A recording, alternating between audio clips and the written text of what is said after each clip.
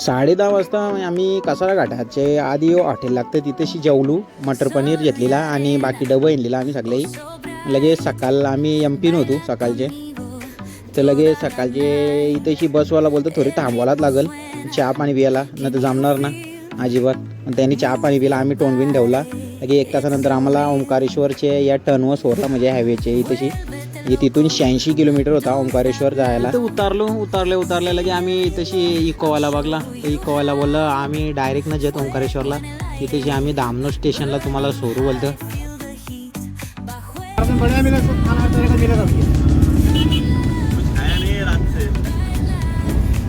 कुछ खाया नहीं है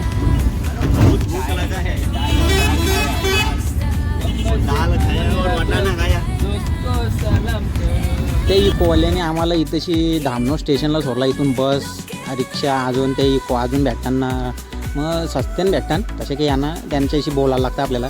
इथून 70 ते 75 किलोमीटर आहे. यो रिक्षावाला बोलतो मी तुम्हाला 1400 रुपयाने ओंकारेश्वरला डायरेक्ट सोडून बोलतं. त्याची रिक्षा जातील लय मजा आली. ती तुम्हाला एपिसोड 3 मध्ये बघायला भेटेल.